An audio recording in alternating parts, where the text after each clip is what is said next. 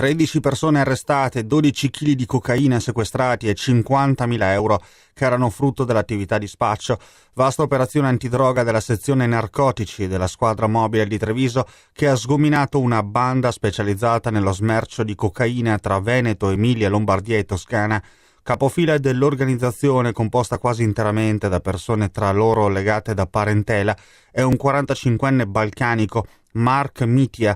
Nella sua abitazione di paese la polizia ha scoperto il deposito della cocaina che poi veniva nascosta in una buca del giardino e quindi smistata.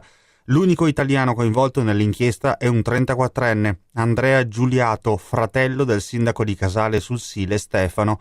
Giuliato è finito in carcere lo scorso 29 aprile ed ora si trova ai domiciliari. Era legato ad un altro pusher, Anton Juca, 29 anni, residente a Marcon, che è stato a sua volta arrestato. Nell'ambito dell'operazione della squadra mobile coordinata dalla dirigente Enrico Biasutti è finito in manette anche Edmondi Gini, 36 anni, il balcanico pluripregiudicato e latitante. È considerato il vero e proprio RAS della prostituzione tra le province di Treviso e Venezia.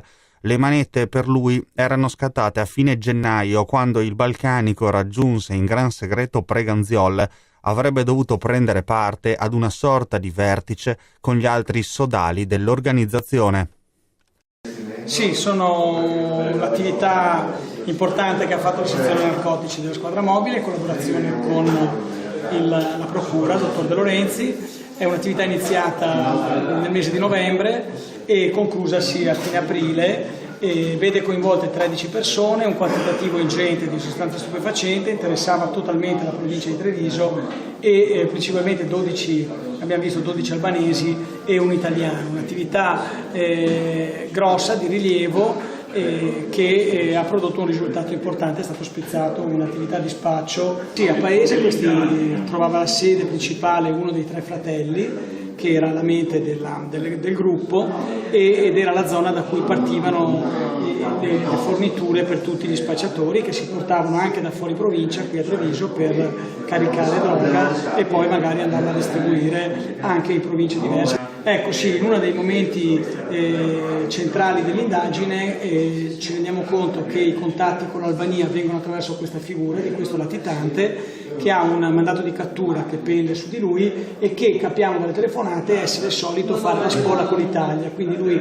viene di nascosto, chiaramente con riservatezza, a controllare i traffici gestiti da questo gruppo qui e decidiamo di intervenire e a gennaio riusciamo a coniugare l'esigenza di catturare il latitante senza compromettere l'indagine. Questo viene fatto e viene assicurata la giustizia.